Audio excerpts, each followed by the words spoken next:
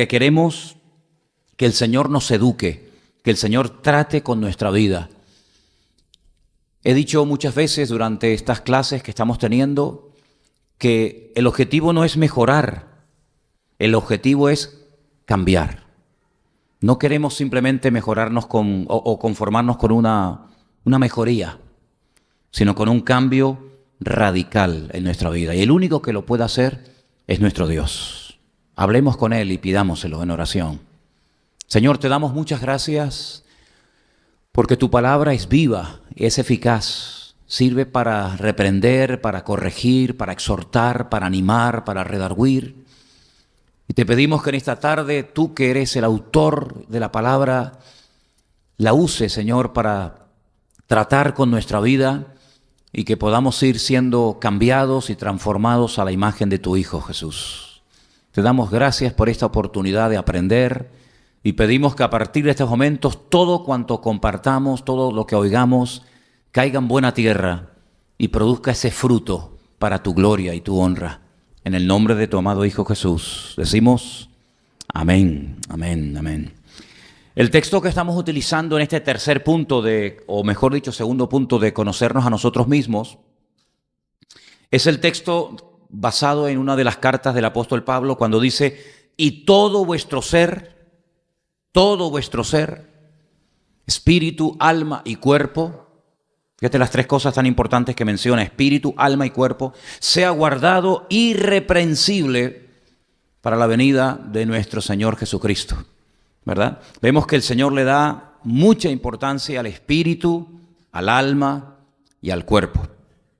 Hemos hablado de lo importante que es tener una buena y sana relación con el Señor, una relación de cercanía, de proximidad, de transparencia, una comunión diaria y permanente con Él, una relación basada en una experiencia que tuvimos en un momento puntual de la vida, que la llamamos el nuevo nacimiento, la conversión, en fin.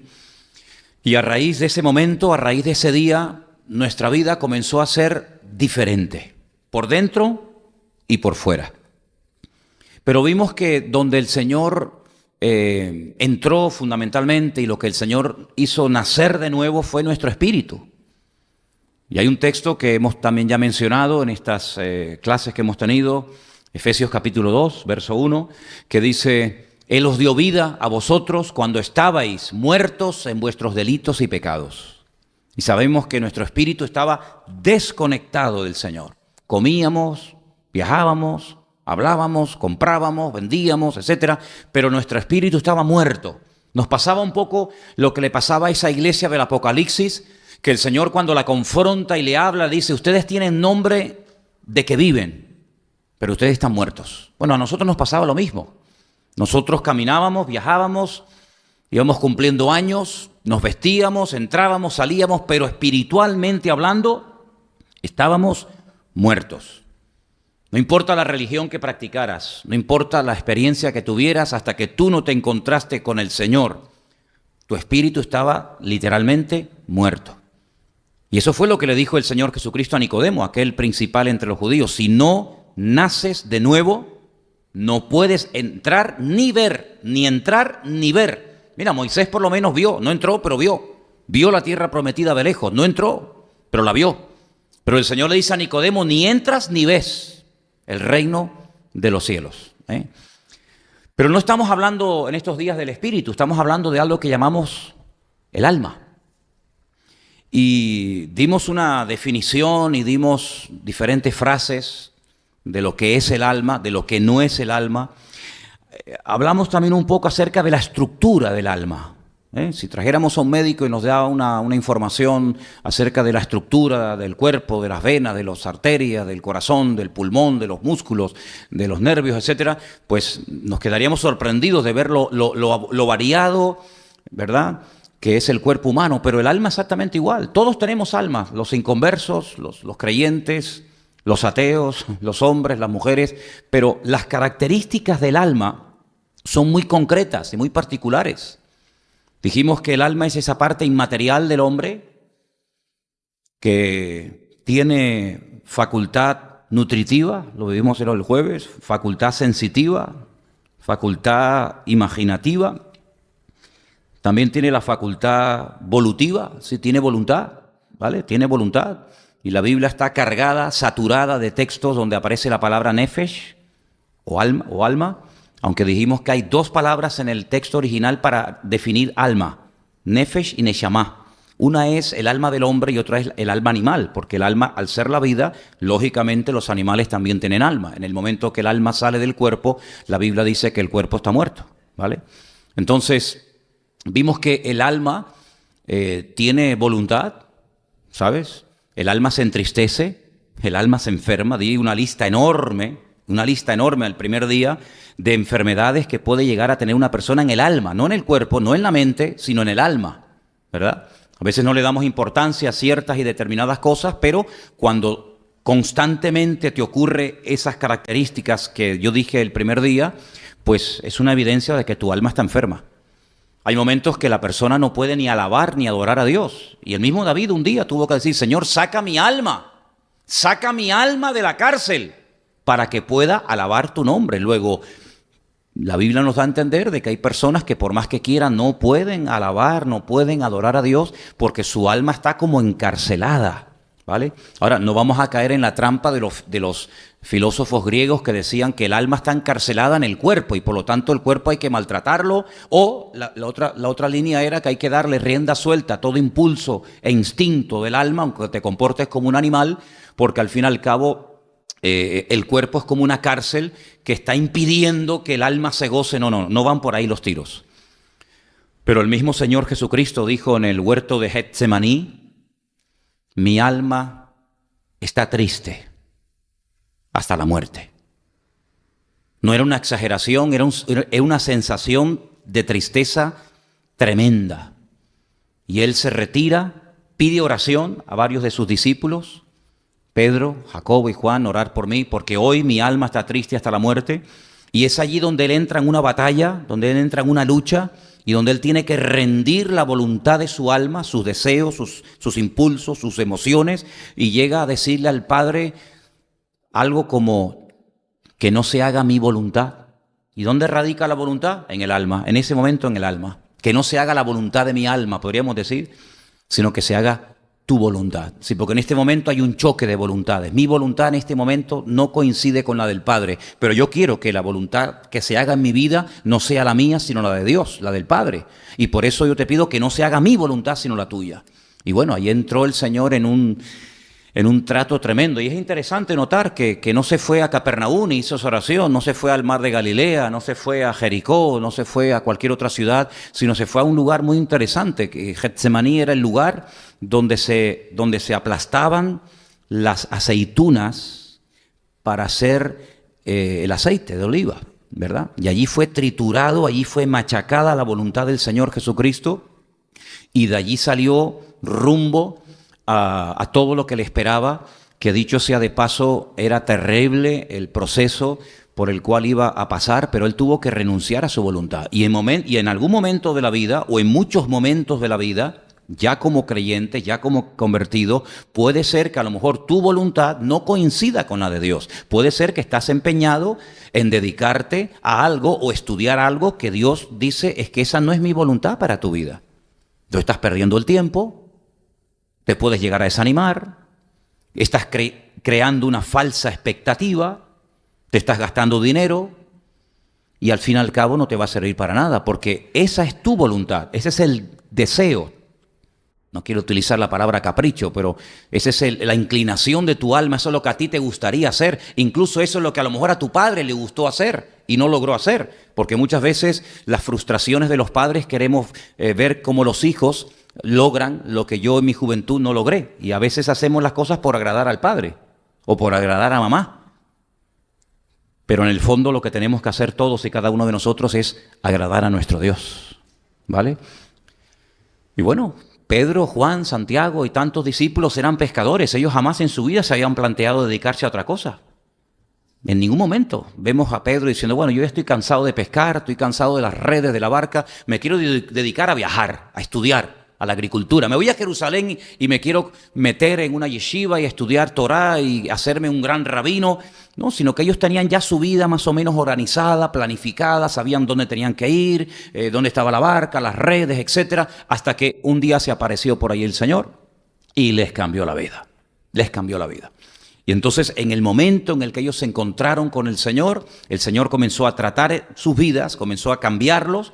Y fíjate a lo que llegaron, aquellos hombres que al principio nadie votaba por ellos, nadie daría un centavo por ellos, y llegaron a ser grandes hombres de Dios, hasta el punto que dice la Biblia que nuestra fe está fundada sobre las escrituras de los profetas, del vulgarmente llamado Antiguo Testamento, y sobre la doctrina de los apóstoles. Y sobre ambas cosas edificamos nuestra fe, construimos nuestra vida para poder llegar a ser un edificio santo a nuestro Dios, dice la Biblia. Ahora, las dos facultades que nos quedaron el otro día por definir o por hablar fue la que mencioné recién, la facultad volutiva. El hombre puede desear, el hombre puede en un momento determinado perseguir o alejarse de algo, porque el alma tiene voluntad propia, ¿sabes? Y lo que tienes que preguntarte, cuanto antes mejor, es si la trayectoria que tú venías trayendo, el estilo de vida que tú has llevado toda la vida, los dictámenes de tu alma, ahora coinciden con el proyecto que Dios tiene para ti, porque tu vida tiene propósito y el propósito es el propósito de hacer la voluntad de Dios. Entonces, si tu alma te ha inclinado, si tu alma te ha arrastrado, te ha seducido a hacer ciertas y determinadas cosas que a ti en el fondo, no digo que no te gusten, sino a lo mejor te agradan, pues tienes que pararte y decir, Señor, ¿qué quieres que haga? Eso fue lo que le dijo el rabino Saulo, Pablo de Tarso. ¿Qué le dijo el Señor? ¿Qué quieres que haga? Fíjate qué interesante. Él se encuentra con el Señor, él cae a tierra. No sabemos si iba montado en un camello, en un burro, en lo que fuera, pero lo que está bien claro es que él cae. Es interesante cómo el Señor lo tira. A veces es importante que el Señor nos detenga en la vida y nos diga, alto, vas demasiado rápido, vas camino hacia Damasco y justamente tienes que dar la vuelta e ir derecho en otra dirección, ¿no? Que eso es, al fin y al cabo, lo que es arrepentimiento, es un cambio de dirección. Y entonces, una vez que él se informa, una vez que él tiene claro quién es el autor de esa experiencia, quién me ha tirado, quién me ha dejado ciego, con quién estoy hablando, quién me está diciendo dura cosa te es dar cosas contra el león, con quién estoy hablando, y le dice la respuesta, yo soy Jesús a quien tú estás persiguiendo. Fíjate, él ni siquiera se imaginaba que él estaría persiguiendo al Mesías. Vamos, al contrario, sin embargo, él en su ignorancia estaba persiguiendo nada más y nada menos que al mismo Señor. Una vez que él sabe con quién se está entrevistando, una vez que sabe con quién está hablando, fíjate lo sabia de la segunda pregunta. ¿Y qué quieres que haga? Ya sé con quién estoy hablando. Pero a mí no se me va a aparecer el Señor Jesucristo para decirme, hola, ¿qué tal? ¿Cómo estás? Sino a mí se me presenta el Señor Jesucristo para decirme algo. Porque nunca, jamás, el Señor se ha manifestado, se ha presentado a la vida de nadie y no le ha dicho algo concreto que a lo mejor iba en contra de sus pensamientos o en contra de su estilo de vida. Dice la Biblia que nuestros pensamientos muchas veces no son sus pensamientos, ni nuestros caminos son sus caminos. Por lo tanto, él le dice al Señor, ¿qué quieres que haga? Oye, gloria a Dios que le hizo esa pregunta, porque obtuvo respuesta. Las preguntas que nosotros le hagamos al Señor siempre obtendrán respuesta. ¿Están de acuerdo conmigo? Y a veces la respuesta es un no. A veces la respuesta es un silencio, pero también es una forma de responder, ¿vale? Y hay que saber interpretar los silencios de Dios. Porque el silencio de Dios habla. El silencio es algo muy importante en la música. De hecho, figura en el pentagrama. Tú vas leyendo el pentagrama, las notas, y hay una figura que te dice silencio, ¿verdad? Selah, dicen los salmos. Hay un silencio. Y Dios también a veces hace silencio. Y hay que saber interpretar el silencio. Los músicos tienen que saber interpretar la figura del pentagrama que dice silencio. Y a veces nuestro Dios guarda silencio. Y no significa de que no tenga nada que decir, sino dice que a veces calla, guarda silencio por amor. ¿De acuerdo? Y hay que saber interpretar por qué si me ama guarda silencio y no me dice nada. Porque a lo mejor te está diciendo mucho, pero tú no lo sabes entender o interpretar. Bueno, pues la Biblia nos enseña que tenemos que adaptar nuestra voluntad a la voluntad del Señor Jesucristo. Dice, entra en la ciudad y se te dirá, tiempo futuro, se te dirá lo que tienes que hacer. Exactamente igual como trató Abraham. Sal de tu tierra y de tu parentela. Una orden de tiempo presente. ¿Y a dónde voy? A la tierra que yo te mostraré. Es decir, que salió, dice literalmente la Biblia, sin saber a dónde iba. Pero cuanto antes salgas, antes vas a llegar. En el momento en el que empieces a caminar, empieza el proceso de la revelación del lugar específico al que Dios te va a llevar. Así que, si quieres saber a dónde tienes que llegar, sal cuanto antes. Es decir, comienza a cambiar, comienza a soltar amarras, comienza a despedirte de padre, de madre, de casa, de amigo, de herencia, de religión, de costumbres, etc. Y cuanto antes salgas, antes vas a llegar. Y entonces Pablo dice en la Biblia que llegó a la capital de Siria, capital que en este momento está en plena guerra, prácticamente destruida en 3/4 partes, y llegó a Damasco, que es una de las ciudades más antiguas del mundo, junto con Jericó y junto con otras también que menciona la Biblia.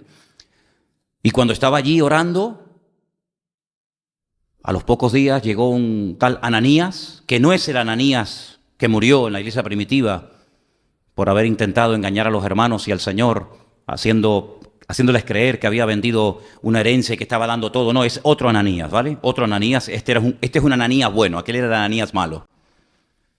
Entonces llega y Ananías le dice, hermano Pablo, ya lo llamaron, ahí el trato es diferente.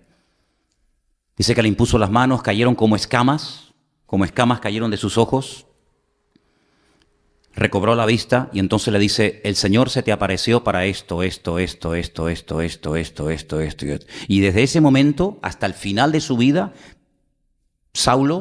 Pablo, sabía perfectamente a lo que Dios lo había llamado y a lo que el Señor no lo había llamado. Él no tardó 20 años en decir, bueno, ¿y cuál es la voluntad de Dios para mi vida? ¿Y cuáles son mis dones? ¿Y qué soy? ¿Misionero, apóstol, pastor, evangelista, profeta, diácono? ¿Qué soy? Desde el primer momento, él recibió instrucciones concretas y específicas y dice que al momento, a los pocos días, ya estaba predicando de Cristo en las sinagogas. ¿Por qué? Porque él ya sabía a quién tenía que servir y qué pedía el que le había llamado al ministerio. Entonces vemos que en nuestra vida tiene que existir ese proceso. Primero una conversión, un encuentro genuino, real con el Señor, que nos transforma, que nos cambia. Y la pregunta es, ¿y ahora qué? ¿Y ahora qué? ¿Sigo igual que seguía antes de conocer al Señor? ¿Sigo con mi estudio de medicina, de arquitectura, con mi taller de cerámica, con el coche que soy ahora taxista o camionero? ¿Sigo? Sí, sigo. Sí, amén, vale, sigo. Pero a lo mejor el Señor dice, tú no sigas. Tú date la vuelta y ahora resulta que deja todo esto, que yo tengo otra vida diferente para ti. Y claro, hay que arriesgarse. La vida cristiana es sinónimo de riesgo. No solamente de compromiso, es riesgo. Es una aventura. Es una aventura donde no hay mapa, no hay GPS, no hay brújula, no hay estrellas que puedas ver, sino el Señor es mi pastor. Y nada me faltará. En ese caminar, en esa trayectoria, yo voy a ir descubriendo la naturaleza, la esencia de mi Dios. Él se va a ir revelando a mi vida, a veces un sueño, una visión, un testimonio, una alabanza, una predicación, no, me da igual. Y el Señor me va a ir tratando y moldeando, y el que comenzó en nosotros la buena obra, la perfeccionará hasta el día de Jesucristo. ¿Cuántos dicen amén? Es todo lo contrario a lo que le pasa a los deportistas de élite.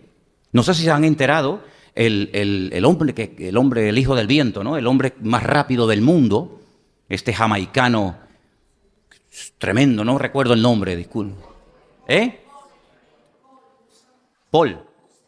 Usain Bolt, eso es. 10 años consecutivos nadie le ganaba. 100 metros los ganaba, 200 metros los ganaba. Era un fuera de... La verdad que era un espectáculo ver a este hombre corriendo. Todo lo que se proponía lo ganaba. Un palmarés, no tiene medallas ni de plata ni de bronce, todos son oro. Algo increíble. Ayer sale corriendo, estos días sale corriendo, le pega un pinchazo aquí en el músculo aquí de la pierna y ya, amigo, ya no ganó la carrera. Y no sé si se recuperará de esa tremenda lesión que ha experimentado. Lo que está bien claro, y es ley de vida, que ha ido a menos. Ha ido a menos. Todo lo contrario a lo que nos tiene que pasar a nosotros. Que de menos tenemos cada vez que ir a más. Y podemos terminar la carrera guardando la fe, sabiendo que el Señor está a mi lado, aunque ninguno estuvo en mi primera defensa, dice la Biblia, pero Él estuvo a mi lado y me dio fuerzas para que pudiera predicar hasta el último momento. ¿Cuántos dicen amén? Así es que la voluntad del alma, tenemos que encauzarla, orientarla en una base bíblica, en una base conforme a la palabra, en base a la voluntad de Dios. Y la última facultad del alma es racional. El alma puede pensar. El alma puede racionalizar, el alma puede reflexionar, el alma puede adquirir conocimiento y sabiduría, ¿vale? Pero nosotros no hemos sido llamados para ser dirigidos por el alma. Nosotros hemos sido llamados para ser dirigidos por el Espíritu.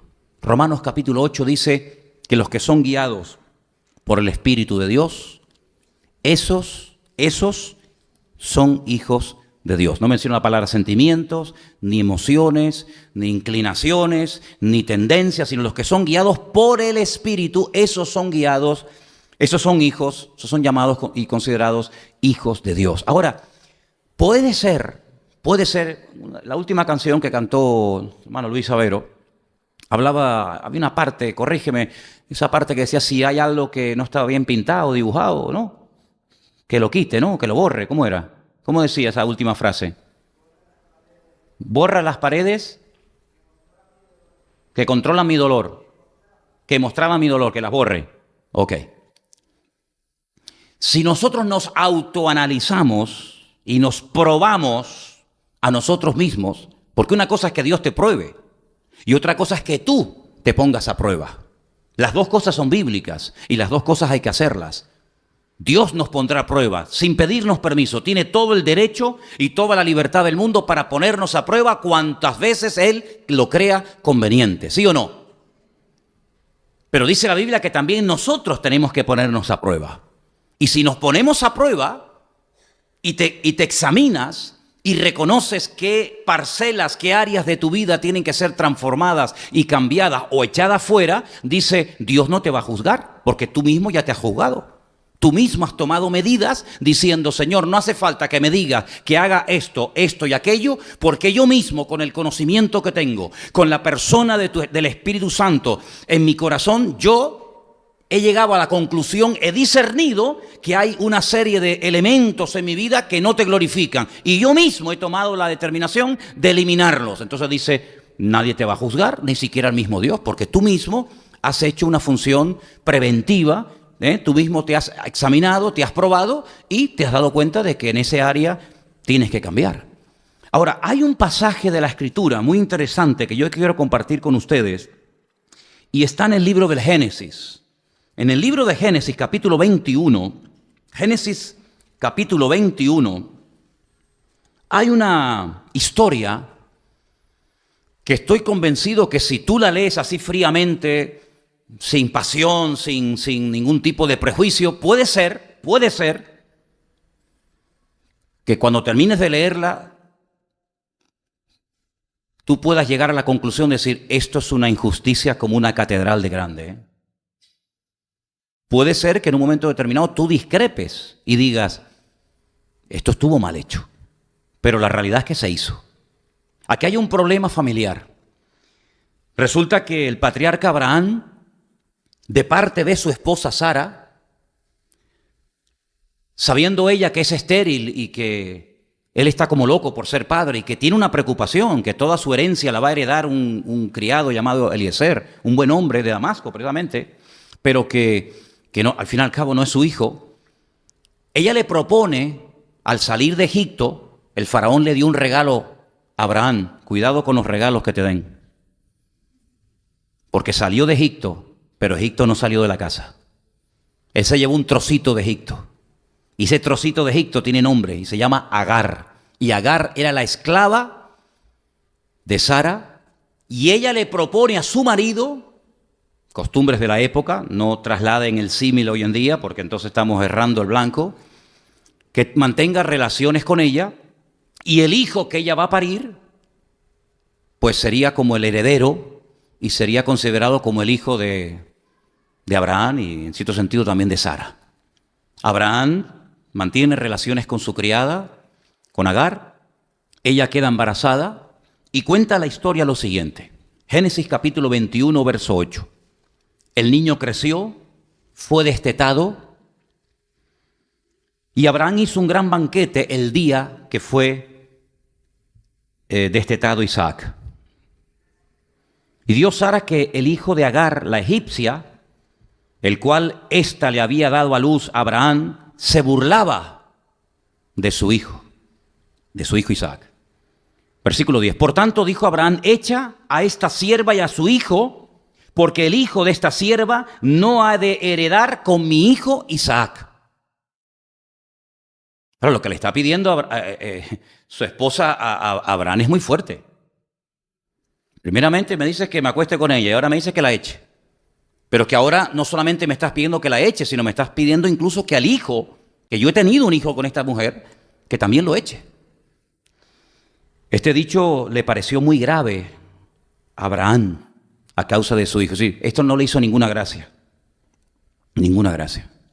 Entonces dijo Dios a Abraham, no te parezca grave a causa del muchacho y de tu sierva. En todo lo que te dijere Sara, oye su voz, porque en Isaac te será llamada descendencia. Menos mal, Dios, mira, fíjate lo grave que le tuvo que parecer a Abraham la propuesta de su mujer, de Sara, que tuvo que intervenir Dios. Perdonen, yo doy una opinión personal. Yo creo que si Dios no le habla y le convence y le muestra a Abraham que esto es lo que tenía que hacer, Abraham esa decisión no lo hubiera tomado nunca. Hubiera habido peleas toda la vida en el matrimonio, pero él no echa jamás a Ismael de su casa, porque era su hijo. Sin embargo, Dios le dice, no te parezca grave, esto es lo que ahora mismo hay que hacer. Entonces dice en el versículo 13, y también del hijo de la sierva haré una nación, porque es tu descendiente. Entonces Abraham se levantó muy de mañana, tomó pan y un odre de agua y se lo dio a Agar poniéndolo sobre su hombro y le entregó el muchacho y la despidió. Y ella salió y anduvo errante por el desierto de Beersheba. Mira, donde vive nuestro hermano Guido. A lo mejor nos está viendo ahora, vete tú a saber. Allí, por ese desierto de Beersheba, en el Negev, en el sur de Israel, comenzó esta mujer a caminar con un niño, con un jovencito. Y entonces dice en el versículo 14, entonces Abraham se levantó muy de mañana, tomó pan, un odre de agua, se lo dio a Agar, poniéndolo sobre su hombro, le entregó al muchacho, la despidió, ella salió, anduvo errante por el desierto de Beerseba, pero le faltó el agua del odre y echó al muchacho debajo de un arbusto y se fue y se sentó enfrente a distancia de un tiro de arco porque decía, no veré cuando el muchacho muera. Y cuando ella se sentó enfrente, el muchacho alzó la voz y lloró. Quiero repetir las palabras de la madre. Preste atención, por favor. Preste atención a las palabras de Agar, la egipcia, la esclava. No veré cuando el muchacho muera. Qué pronto nos olvidamos de lo que Dios nos dice en la vida. La verdad, yo me quedo sorprendido de la memoria, cómo nos falla cuando nos interesa. Pero para lo que nos interesa, tenemos una memoria de elefante. Qué malas pasadas nos hace a veces la mente. Ya hemos olvidado los mensajes de hace 3 semanas o 4 semanas o hace un año atrás. Y eso es un grave error. Porque resulta que ella dice, yo no quiero ver cuando mi niño muera. Y por eso dice que se pone como a distancia de un tiro de arco para no ver la muerte del niño. Es que se está muriendo deshidratado. Es que allí hay 50 grados a la sombra. Y la pobre fue con una cantimplora y un poco de agua y ya se le ha acabado el pan y el agua. ¿Y de dónde encuentra agua esta mujer? Ya no hay posibilidad. Pero espérate un momento.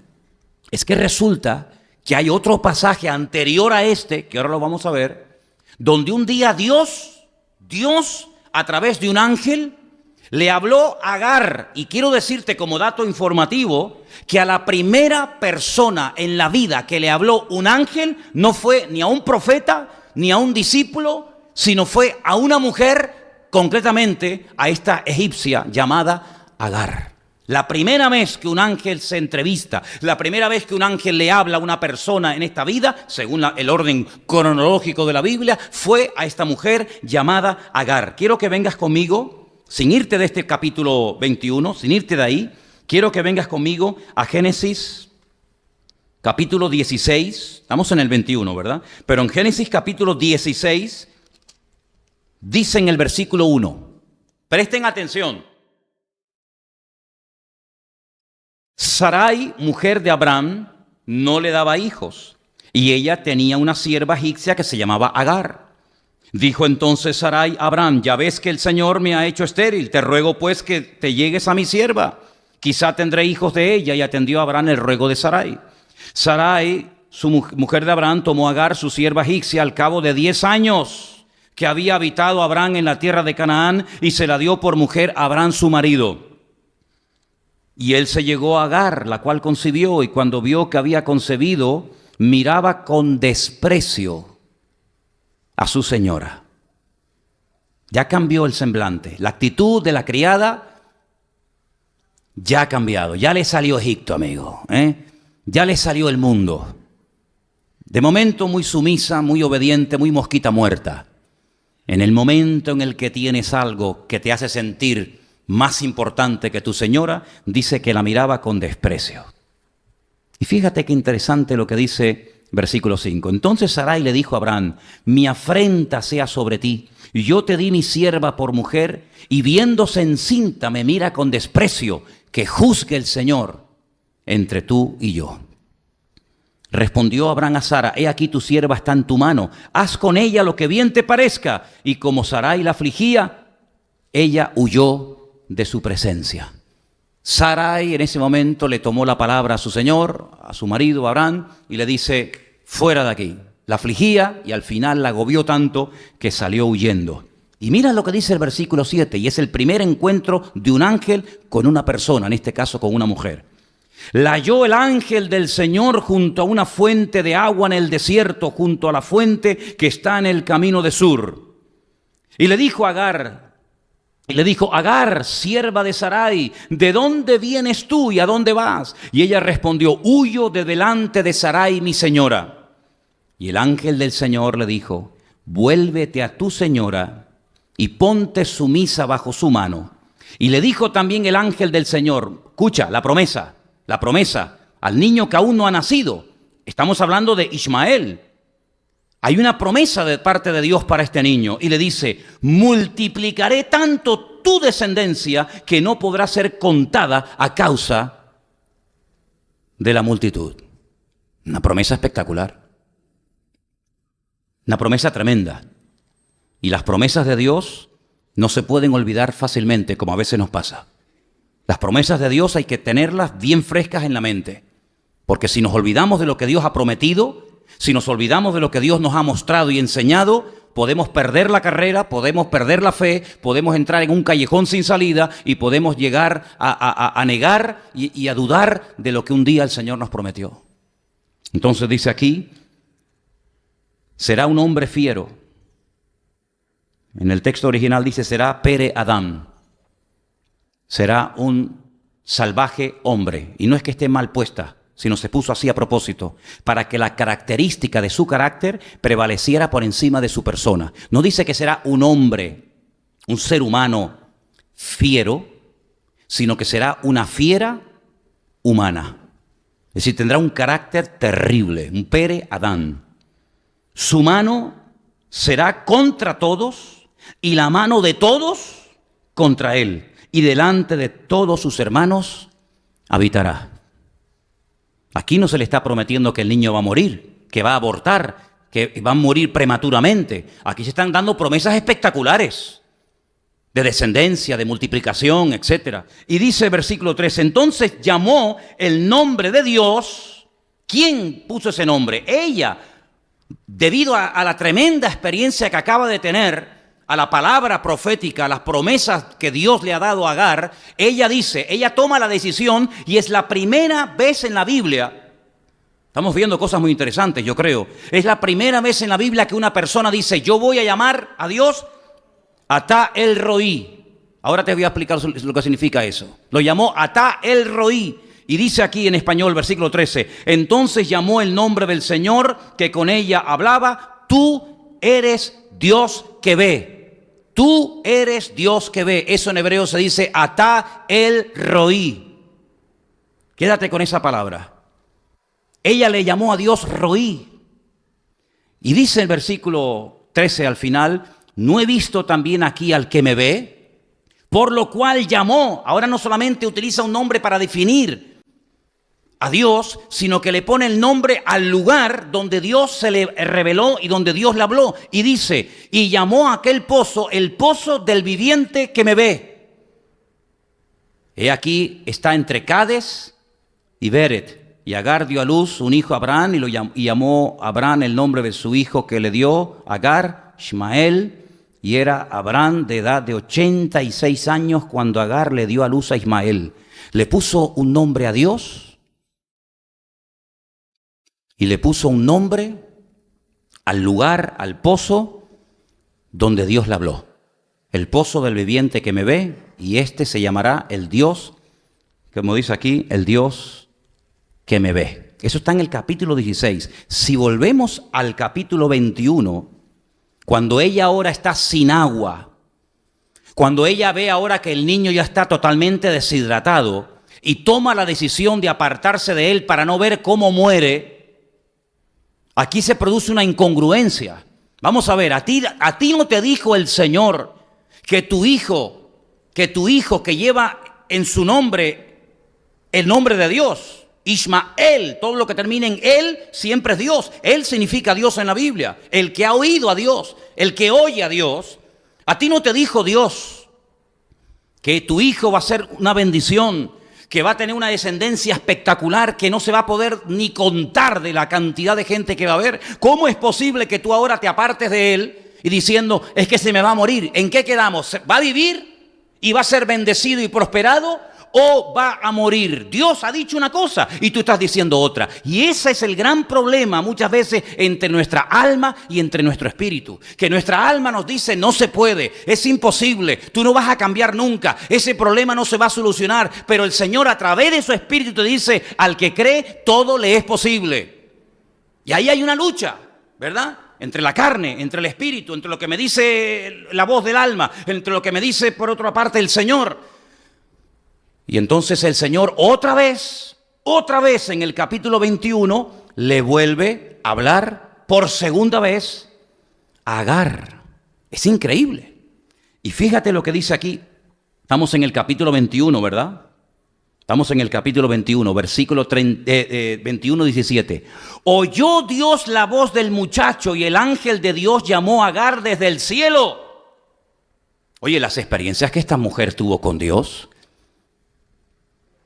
muchos nunca la han tenido, ¿eh? Dios llamó desde el cielo a Agar y le dijo, ¿qué tienes, Agar? ¿Qué te pasa? No temas, porque Dios ha oído la voz del muchacho en donde está. Ahora, eso en donde está yo quiero explicarlo.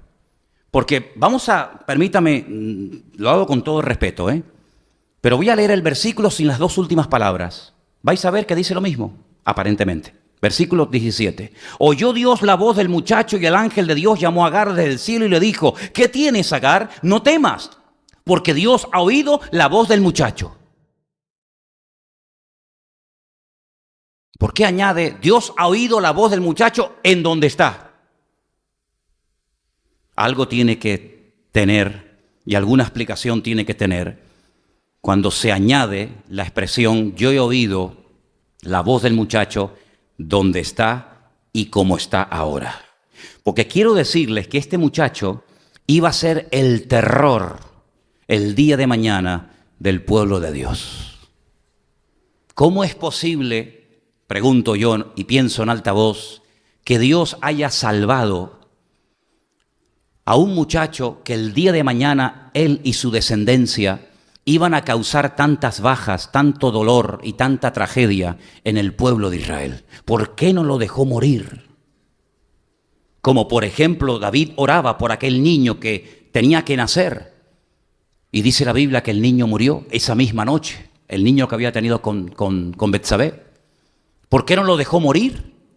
Total, muerto el perro, muerto la rabia. El día de mañana, un problema menos, que hasta el día de hoy permanece. Porque Dios no juzga el futuro, Dios juzga el presente. Mañana, pasado mañana, el año que viene, puede ser una persona terrible, pero hoy puede ser una persona que invoca el nombre de Dios. Y Dios nunca te va a juzgar por lo que vas a hacer, sino Dios te está juzgando y te trata por lo que hoy estás haciendo. ¿Cuántos dicen amén? Si hoy juzgara Dios a Ismael, seguramente lo dejaría morir, porque la paga del pecado es la muerte. Pero en ese momento Ismael era inocente, en ese momento lloró, gimió, en ese momento no había cometido ninguna ruindad, y por lo tanto Dios le oyó en esa situación, en ese lugar, en ese momento, en esa circunstancia. Dios lo oyó y le salvó la vida. Siglos más tarde, otro gallo cantaría, porque Dios juzga solamente el presente, tu situación actual con Él, y nunca te va a juzgar por lo que en el futuro tú vas a hacer. Y podría darles muchos ejemplos. Mirad al rey Acab. El rey Acab sería terrible, pero en el momento presente, cuando es amonestado por el profeta Eliyahu, por el profeta Elías, cuando le dice, prepárate que vas a morir, él dice en la Biblia que se humilla, y entonces antes de que salga por la puerta, antes de que salga por el umbral, el profeta le dice, vuelve, ¿no has visto cómo se ha humillado? ¿Verdad? Y entonces el Señor juzga tu vida en este momento, no lo que vas a hacer o lo que fuiste, sino cómo estás en este momento, porque el pasado no existe y el futuro tampoco. Lo único que existe es el hoy, porque este es el día que Dios ha creado para que nos gocemos y nos deleitemos en Él. ¿Cuántos dicen amén? Y entonces fíjate tú, que le dice el Señor, levántate, alza al muchacho y sosténlo con tu mano, porque yo haré de él una gran nación. Entonces Dios abrió los ojos y vio una fuente de agua, y fue y llenó el odre de agua y dio de beber al muchacho. Y Dios estaba con el muchacho y creció y habitó en el desierto y fue tirador de arco. Y habitó en el desierto de Parán, y su madre le tomó mujer de la tierra de Egipto. Claro, no podía ser de otra manera, ¿verdad? Así como Abraham mandó a Eliezer para que buscara una esposa para su hijo Isaac, de su tierra, de su familia, la cabra siempre tira al monte, amigo.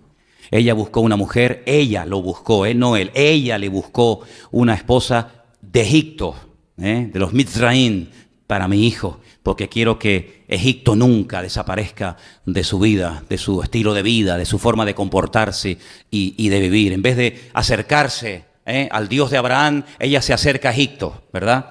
Tremendo, ¿no? Ahora, fíjense qué interesante. Sara decidió que su marido tenía que expulsar a Agar y a su niño de la casa. Y así ocurrió. Dice la Biblia que así ocurrió. Y la lectura que se ha leído esta tarde, que es una alegoría, es una enseñanza basada en hechos reales. Ahí se menciona diferentes nombres, tanto lugares geográficos como de personas.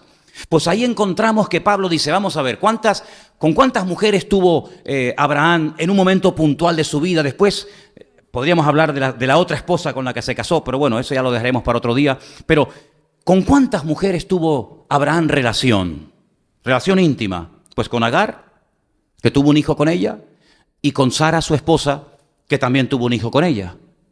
Uno se llamó Ismael, el hijo de la esclava, el otro se llamó Isaac, el hijo de la libre, ¿verdad? Y dice la Biblia que no podían convivir. No podían convivir. Aquello era una guerra, era un infierno, ¿verdad? Estaban juntos, pero no en armonía. Estaban juntos, revueltos y peleados, los unos contra los otros. Al final, tiene que ser expulsada, y aquí encontramos un ejemplo gráfico, un ejemplo, creo, muy bueno de la Biblia, donde podemos ver cómo hay cosas con las cuales uno no puede estar más tiempo juntos. Hay cosas con las cuales tú no puedes convivir, tú no puedes cohabitar. Hay cosas con las cuales, actitudes, palabras, tal vez hasta personas, etcétera, con las cuales tú no debes de perder más el tiempo. En el momento en el que Ismael y Agar se fue de casa, Dios tomó cartas en el asunto en esas dos vidas, y automáticamente Dios comenzó a tratar, y Dios comenzó a hablar, y Dios comenzó a ministrar la vida de Isaac, que al fin y al cabo iba a ser en el futuro su legítimo heredero. Pero fíjate a las pruebas a las cuales Dios los llevó. A uno lo dice que lo eche y a otro le dice que lo mate. Que si te pones a comparar, dice, bueno, casi es mejor echarlo que tengo la esperanza algún día de poder verlo, recuperarlo, que al otro que me está pidiendo que lo mate. Entonces, no podíamos matar a Ismael. Otra vez volvemos, ¿verdad? No podemos matar a Ismael Sí, a ver, ahora me lié. No podemos matar a Ismael y echar a Isaac. Sí, es que estar aquí arriba no es fácil, ¿sabes? A veces me hago un 8. Pues no, el Señor dice, no, a tu único hijo, al que amas, me lo matas, y al otro me lo expulsas. Qué curioso. Y nunca más se volvieron a ver los hermanos, salvo el día que enterraron al viejo. El día que enterraron a Abraham, se encontró Ismael con Isaac, se separaron, hasta el día de hoy, que no hay forma de juntarlos. ¿Qué te parece? Entonces, hay cosas en la vida con las cuales no puedes pactar. Hay cosas en la vida con las cuales no puedes vivir ni perder el tiempo. Hay cosas en la vida que, como Abraham tuvo que decirle a Agar, se acabó, hija, coja al niño y lárguense de aquí, porque esto ni viven ustedes, ni vivimos nosotros. Aquí hay que empezar de cero, hay que romperlo todo. O Dios no hace en momentos puntuales de la historia que dice, basta, lo rompe todo y empezamos de cero. ¿No lo hizo en el diluvio? ¿No lo hizo en el diluvio? ¿No lo hizo contigo? Es exactamente igual. Lo que Dios hizo en el diluvio, que rompió con todo y empezó de cero, es lo que hizo con nosotros. Nuestra tierra como estaba, desordenada, vacía y en tinieblas, hasta que vino el Señor, rompió la obra del diablo, que era el causante de dicha ruina, y nos ha convertido en nuevas criaturas. Las cosas viejas pasaron y aquí todo es hecho nuevo. ¿Qué te parece? Es lo mismo. ¿Qué es lo que será? Dice la Biblia, lo mismo que fue, porque no hay nada nuevo bajo el cielo. Para conocer lo que Dios va a hacer, hay que conocer lo que Dios hizo, porque lo que Dios hizo es la sombra que se proyecta en el futuro de lo que Dios va a hacer en tu vida. ¿Cuántos dicen amén? Entonces, fíjate qué interesante, estas mujeres son echadas de la casa, se les echa fuera, y con el paso del tiempo volvemos otra vez a encontrar una situación parecida, donde dos hermanos, en este caso gemelos, Jacob y Esaú, pues resulta que tampoco pueden convivir el uno con el otro. Y uno tiene que huir al extranjero 20 y tantos años, ¿verdad? Y después sí hay una especie de reencuentro, aparentemente se besan, hay unos puntitos que aparecen en unas palabras del relato bíblico donde te indica que el beso fue fingido, el encuentro, aparentemente fumamos la pipa de la paz, como se hacía en las películas del oeste, aquello fue fingido porque no duró mucho tiempo. Y prueba de ello es que Edom, descendiente de Esaú, pues después fue un terrible enemigo del pueblo de Dios, del pueblo de Israel. Pero quiero retomar lo que dije antes. La primera persona que llama a Dios Roí fue Agar. Atá el Roí, tú eres el Dios que me ve. La palabra Roí, Atá es tú eres. Atá tú eres. El Dios, tú eres el Dios que me ve. ¿Cómo se dice me ve? Roí. Fíjate qué impactante fue ese nombre, que no fue un nombre que Dios le reveló a Agar, porque hay momentos en los que Dios revela algunos de sus nombres a ciertos y determinados personajes. Por ejemplo, a Abraham. Por ejemplo, a Moisés. Bueno, y cuando voy a Egipto y me preguntan, ¿a ti quién te manda? Con el montón de dioses que tenemos aquí, ¿a ti quién te manda? ¿Qué Dios te envía a ti? Tú eres mensajero y embajador de qué Dios. Y entonces le dice, ¿qué les digo? Dice, dile que te manda, y le da el nombre. Y Abraham le revela ciertos y determinados nombres que son cápsulas, pequeñas cápsulas de la esencia de Dios. Los nombres son las cápsulas que cuando las abres revelas la naturaleza o parte de la naturaleza o esencia del Señor. Sin embargo, a Agar no le dijo Dios, es que yo soy Roí, sino fue un nombre que ella, en su experiencia tan impactante, marcó su vida y dijo, es que tú me ves. Oye, qué tremendo, ¿eh? Es que el Dios vivo y verdadero ve. Los dioses de las naciones son ciegos, tienen ojos pero no ven, tienen boca pero no hablan, tienen pies pero no caminan, tienen orejas pero no oyen. Semejantes a ellos son los que los fabrican y los que los adoran. Pero ella sabía perfectamente que Dios la veía, y a ella y a su hijo, porque Dios te ve a ti, mamá, y Dios también ve a tus cachorritos. Y Dios te ve a ti como hijo, pero también ve a tus padres, porque no hay nada que se escape de la mirada de nuestro Dios. Bueno, lo que voy, fíjate qué impactante tuvo que ser esa experiencia que lo llamó a Dios Roí, el que me ve, que cuando vas al Salmo 23, siglos más tarde, ¿quién escribió el Salmo 23? David. El Salmo 23, en nuestra versión dice, el Señor es mi pastor y nada me faltará. ¿Sabes qué nombre aparece en el Salmo 23:1? Adonai Roí.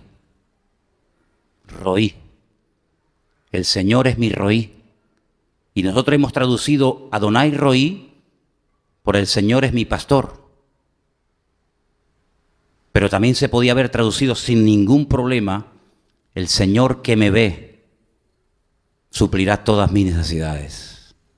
Porque pastor se pronuncia exactamente igual que el nombre que Agar le puso a Dios para definirlo, Roí, el que me ve. Y el pastor es el que ve.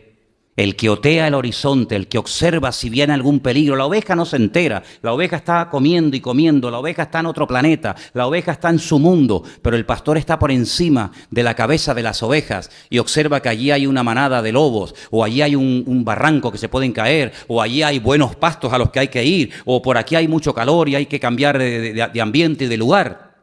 Y ese Roí es pastor. Luego, nuestro pastor, nuestro Dios, nos observa de noche y de día. Nos conoce perfectamente, sabe dónde estamos, dónde vivimos, qué nos pasa, cómo estamos en este momento, cómo estaremos en el futuro. Lo sabe y lo conoce todo, porque ella dijo, tú eres el Dios que me ve. Y David dijo, el que me ve, el que me observa, es mi pastor. Y por eso, como Él me observa, nada me faltará, porque Él sabe lo que yo necesito y por lo tanto Él lo busca. Y yo no he visto nunca ninguna oveja que le diga al pastor, vete para allá, que allí están los prados. Nunca, sino que la oveja siga al pastor. Y esa es lo que tiene que hacer nuestra alma. Nuestra alma quien tiene que seguir es a nuestro Dios, porque Él nos ve y nos conoce. ¿Cuántos dicen amén? Cuando ya Isaac es grande, ya tiene 40 años, un poquito menos. 38, 39 años, el padre recibe una orden de su Dios, tremenda, lo que llaman lo que se conoce la aquedá. Aquedá es la atadura, cuando atas, aquedá. La aquedá de Isaac, cuando le dice Dios, vete a un monte que yo te mostraré dónde está ese monte, y allí sobre ese monte atas y sacrificas a tu hijo Isaac. Y dice la Biblia que sale Isaac con su padre, su madre se despide de ellos, de su hijo y de su marido.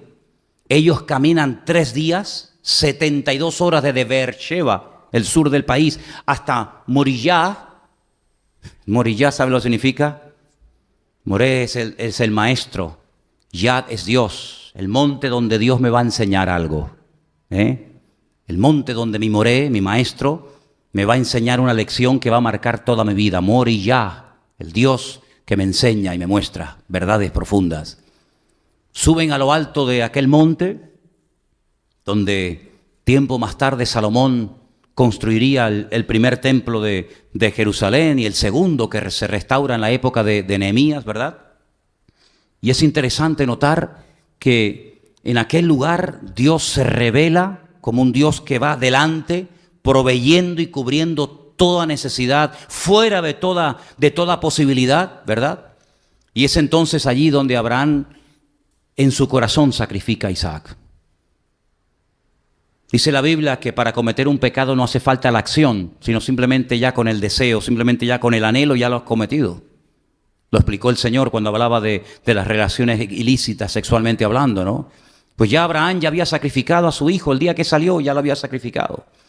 Y él descubrió que ni Ismael, su primer hijo, ni Isaac, su segundo hijo, que al fin y al cabo iba a ser el heredero, porque ese era el verdadero, que nació de una relación aprobada y respaldada por el Señor con su esposa, ni en uno ni en otro él tenía que depositar su confianza y su amor, sino que por encima de sus hijos, él tenía que tener bien claro que tenía que amar a su Dios. ¿Cuántos dicen amén?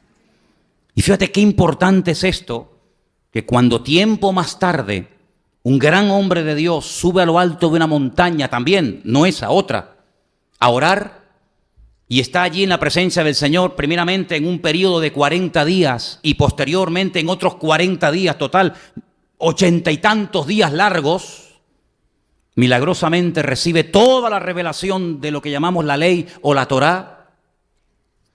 Y resulta que este hombre, pues en aquel monte descubre que para Dios no hay nada imposible, que cuando uno está dispuesto a sacrificar y a despojarse y a desprenderse de lo que uno más ama, Dios nunca dejará vacío tu corazón. ¿Cuántos dicen amén? Porque Dios, para llenar tu corazón, cuando tú quieres educar o reeducar a tu alma, el Señor nunca te dejará peor de lo que te tuvo. Pero fíjate, para que los sentimientos, el alma, la base, el fundamento de los sentimientos, de las emociones, de las acciones o reacciones del hombre, fíjate que ese hombre, cuando baja de la montaña, le enseña al pueblo, pues, todos los mandamientos y toda la historia de Abraham y de Moisés y del jardín del Edén, etc. Y llega al capítulo 6 del libro de Deuteronomio y le dice al pueblo de Israel: Israel, escucha, el Señor nuestro Dios es uno. Shema Israel, Adonai Eloheinu, Adonai Echad. Y cuando siglos más tarde un rabino se le acerca al maestro, a nuestro Mesías, al Salvador del mundo, y le dice: ¿cuál es el mayor mandamiento de todos? Mira que hay mandamientos, 613 concretamente, pero de todos, ¿cuál es el más grande? Y el Señor le dice: amarás. Amarás. ¿A quién? ¿A Isaac? ¿A Ismael? No, amarás al Señor tu Dios con todo tu corazón, con toda tu alma. No, mente no menciona ahí. Y con todas tus fuerzas. Y con todas tus fuerzas. En el texto hebreo, mirar lo que dice. Shema Israel, Adonai Eloheinu, Adonai Echad. Beahavta Adonai Elohecha, bechol levavecha, ufchol nafshecha, uchol meodecha. Menciona el corazón 2 veces. No dice Beahavta Adonai Elohecha, bechol lev. Corazón se dice lev, dice levaveja, con todo tu corazón, corazón. Lo menciona 2 veces. Perverso y engañoso es el corazón. Bienaventurados los de limpio corazón. Los que un día no dicen una cosa y mañana otra. Los que tienen el corazón, los impulsos del corazón centrados en Dios. El Señor está llamando a la puerta del corazón, a esa voluntad que a veces se transforma por alma, pero en ese caso no fue así. Y dice: y amarás al Señor tu Dios con todos tus sentimientos, con todas tus emociones, que dijo, con toda tu alma y con todas tus fuerzas. Es decir, con todo lo que tienes, con todos tus recursos materiales y humanos, con toda esa fuerza, que es la que a ti te proporciona fuerza, con esa fuerza tú tienes que amar al Señor. Hermanos queridos, cuando nuestra alma, que ha estado en nosotros desde el día de nuestro nacimiento, Dios la diseñó y la creó específicamente para ti, porque el alma es eterna, el cuerpo es efímero, está limitado por el espacio y por el tiempo, terminará algún día, pero el alma Dios te la dio, el alma es eterna. Ese alma es la que ha gobernado y dirigido nuestra vida hasta el día de nuestra conversión. No quedó muerta, no quedó anulada, no se fue, no fue desterrada como Agar e Ismael el día de tu conversión, sino que siguió estando ahí. Y por eso a veces demanda, y por eso a veces pide, y por eso a veces se encapricha. Y como dije el jueves, al alma hay que cuidarla, pero no mimarla. Una cosa es cuidar y educar a un hijo, y otra cosa es darle todos los caprichos y consentir al niño. Y cuidado, porque Proverbios dice que el niño consentido avergonzará a su padre y a su madre. Y el alma tratada es un alma que puede glorificar a Dios hasta el punto que dice: yo puedo llegar a amar a Dios con toda mi alma. Pero cuidado, porque si al alma la malcría, te puede llevar a las sensaciones más bajas que te puedas imaginar. Por eso Pablo dice: todo vuestro ser, no solamente le estén dedicando tiempo a vuestro espíritu, del cual ya hablaremos Dios mediante. No solamente cuiden el cuerpo, aunque Pablo dice que el ejercicio corporal para poco es provechoso, sino que también dice la Biblia: todo vuestro ser, e incluye el alma, sea guardado irreprensible. Es decir, tanto en la parte espiritual como en la parte física, como en la parte anímica, la parte del alma, todo tiene que estar conjuntado para que no sean rivales, para que no pelee Ismael con Isaac, ni Sara con Agar, sino que podamos estar unidos Porque cuando hay unidad y hay armonía, hay bendición y vida eterna. Entonces, aquí hay que dedicar tiempo, hermanos. Con Agar era imposible, ¿eh? Con Ismael era imposible. Pero a nosotros no nos queda más remedio que aceptar que somos espíritu, alma y cuerpo. Y tenemos que llevarnos bien. Tenemos que llevarnos bien los tres. Pero ¿cómo se unen y cómo se complementan el uno con el otro? Solamente de una manera: sometiéndonos al Señor nuestro Dios. Sometiendo el espíritu, sometiendo el alma, sometiendo el cuerpo al Señor. No pecarás ni con el alma, ni con tu espíritu, ni con tu cuerpo. Porque en la Biblia vamos a ver, Dios mediante, que se puede pecar de formas diferentes. Hay gente que peca con la mente, pero no con el cuerpo. Pero hay gente que peca con el cuerpo, pero no con el espíritu, con el alma.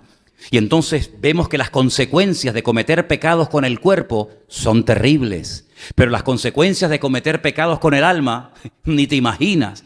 Porque el cuerpo es el cascarón, es la parte visible de mi ser, pero el alma es la parte interior, pero que se manifiesta y muchas veces me lleva a hacer, a pensar, a desear y a codiciar cosas que van en contra de los deseos de Dios. Y por eso dice que hay como una guerra, hay como una pelea, y Pablo la admite, y Pablo no la esconde, sino que Pablo dice: hermanos, miserable de mí, hay dentro de mi vida una batalla. En ti, Pablo, sí, dentro de mí hay una batalla. Hasta el punto que a veces hago cosas que no quiero. Y lo que en el fondo quiero hacer, no lo hago. Y dice: ¿quién me librará de este cuerpo de muerte? Y por eso te encuentras a un gran varón de Dios, representante en cierto sentido de toda la escuela profética del Antiguo Testamento, como Elías, en una cueva, diciéndole al Señor: no aguanto más, quítame la vida, estoy solo. Y el Señor le dice: no, no es verdad. Tus emociones te están traicionando, tus sentimientos están distorsionados. ¿Cómo que estás solo? Sí, Señor, no hay nadie al lado mío, no me ves más solo que la una. Y el Señor le dice: ¿y qué dijo la divina respuesta? Dice: hay 7,000 que no han doblado su rodilla ante Baal. Pero es que yo no los había visto. Ese es el gran problema que tenemos muchas veces, que no vemos más allá, porque nos estamos mirando demasiado a nosotros mismos. ¿Cuántos dicen amén?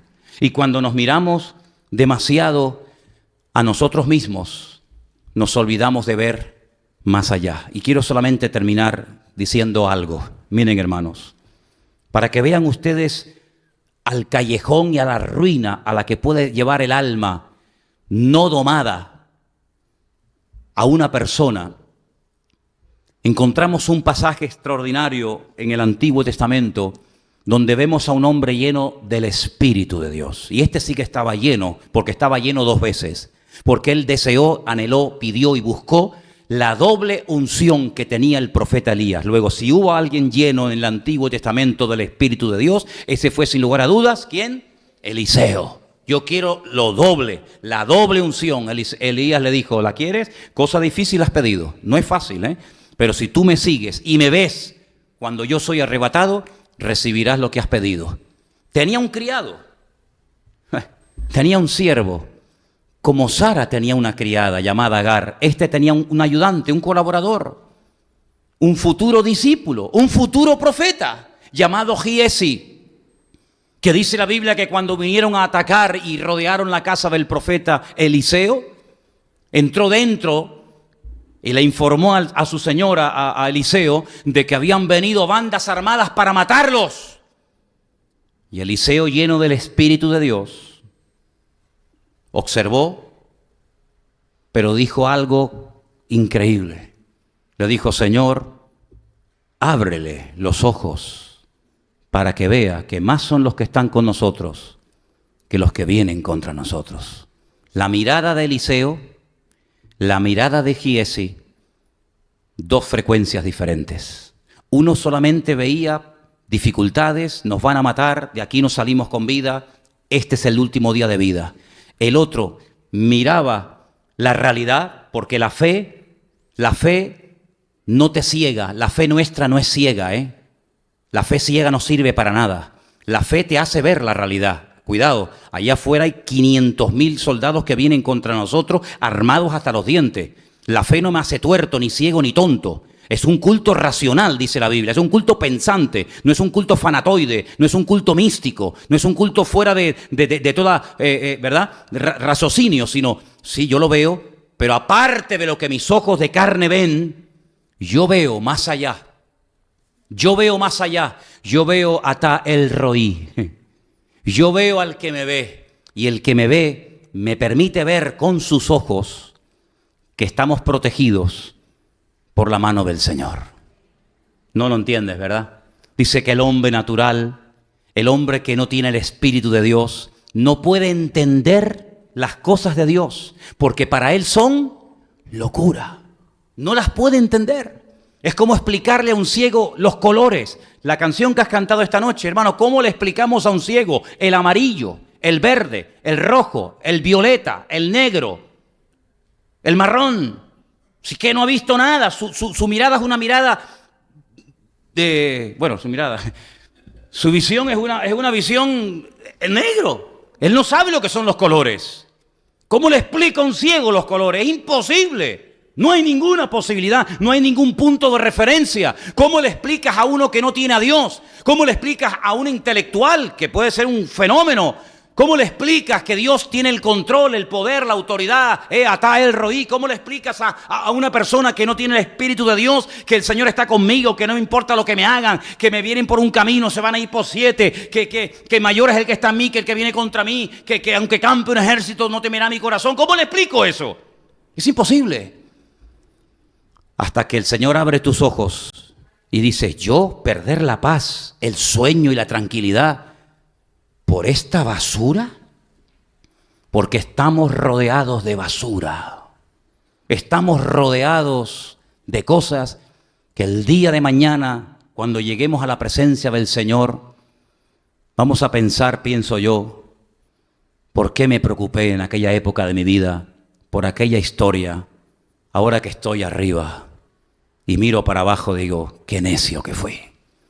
El tiempo que perdí, el mal humor que cogí, los nervios que cogí, total por nada. Cuando lo más importante, y el cuadro, cuando tú estás en una máquina donde están haciendo un bordado, cuando están haciendo una alfombra de estas que después se cuelgan en la pared, si tú te pones desde abajo, te metes debajo de la máquina y miras hacia arriba, solamente ves hilos colgando, no se discierne nada, no se ve nada. No, pero sal debajo de la máquina, amigo. Ponte por encima y mira qué bonito, qué cuadro está haciendo, qué preciosidad, qué diferente de estar mirando de abajo hacia arriba que de arriba hacia abajo. Pues ¿sabes lo que descubrió Saulo de Tarso?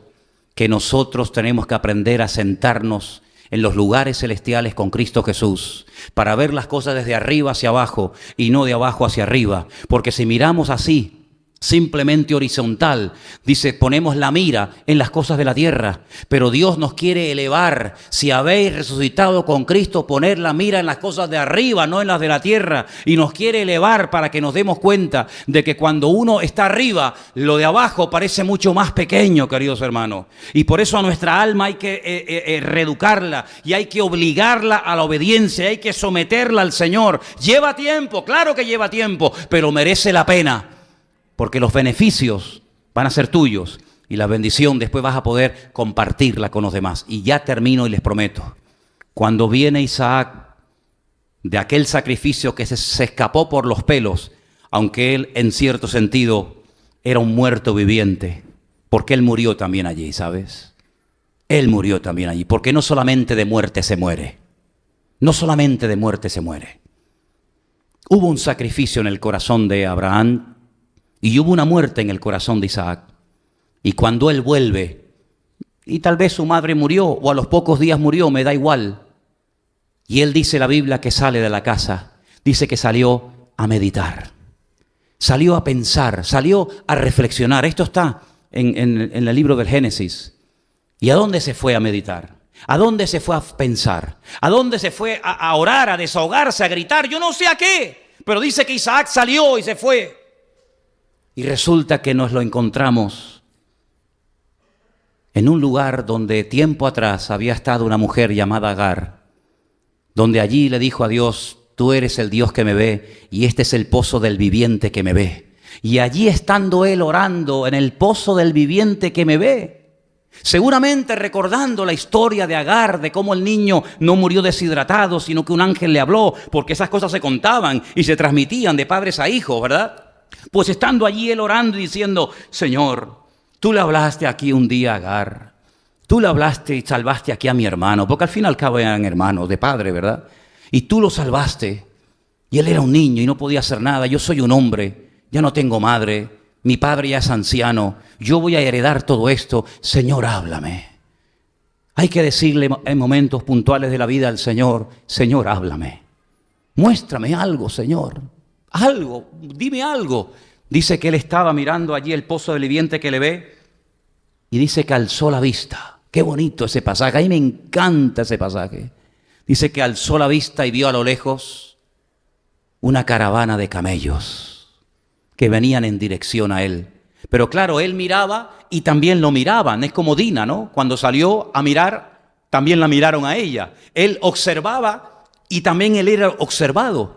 Y mientras él miraba aquellos camellos en el horizonte y no veía nada más que camellos que venían hacia él, una joven lo vio y le dice a un criado fiel llamado Eliezer, el hombre de confianza de Abraham, su padre, le dice, ¿quién es aquel hombre que está en el campo? Y le dice, este es el hijo de mi señor, este es tu futuro marido. Entonces dice que se baja del camello, se cubre, se va hacia él y allí se produce el gran flechazo. Y entonces dice que se la llevó a la tienda de su madre y allí se consoló con su esposa por la pérdida de su madre. ¿Te das cuenta cómo hay lugares y momentos en la vida en los que tenemos que encontrarnos con Dios? Y creo que tú y yo y muchos de los que estamos aquí hemos llegado a un punto en nuestra vida en el que necesitamos encontrarnos en el pozo del viviente que me ve. ¿Y sabes dónde está ese pozo esta tarde? Este es el lugar donde hoy Atá el Roí, el Dios que nos observa, el Dios que nos pastorea y el Dios que nos ve, está esta tarde en este lugar observando tu vida. ¿Por qué no cierras tus ojos y le dices al Señor, tú que me estás viendo ahora mismo, Padre, tú que me estás viendo y observando ahora mismo perfectamente, Señor, tú que ves mi entrar y mi salir, mi alzarme y mi sentarme, tú que ves cómo está el estado de mi alma, de mi cuerpo y de mi espíritu, Atá el Roí, tú que me ves, mi Señor, tú que me ves y me ves perfectamente, porque me ves por fuera, pero sobre todo por dentro. Señor, si mi alma está deteriorada, si mis emociones están heridas, si mi corazón está partido, yo te pido, Señor, que tú me sanes. Porque la promesa del Señor es que el Espíritu de Dios ungió al Mesías, a Yeshua, para sanar a los quebrantados de corazón. Aleluya. ¿Te das cuenta cómo hay momentos que el corazón necesita ser tratado? No solamente el espíritu, sino también la parte más profunda del ser humano, cómo también necesita en momentos puntuales de la vida ser tratada y recibir esa caricia del Padre diciéndote, no temas, no temas, el niño no morirá, el niño vivirá y será una gran nación. Aunque se haya acabado el aceite, aunque se haya acabado el agua del cántaro, no importa, el que cree en mí, de su interior brotarán ríos de agua viva. Y necesitamos el agua viva del Señor en nuestra casa. Necesitamos que fluya el agua viva en tu matrimonio, en tus hijos, en la iglesia. Necesitamos que fluya. Necesitamos encontrarnos con el viviente, el que nos conoce y nos observa. Acércate a Él en esta tarde, hermano. Acércate a Él en este momento, por favor. Es un momento de recogimiento, es un momento de acercarte a Dios, tal y como estás. Mira cómo se acercó Agar, rota, dolida, triste, sola, abandonada, sedienta y hambrienta. Pero el Señor la vio, el Señor la encontró Y el Señor le dio promesas. Y en esta tarde el Señor está aquí con nosotros. Aleluya. Háblale a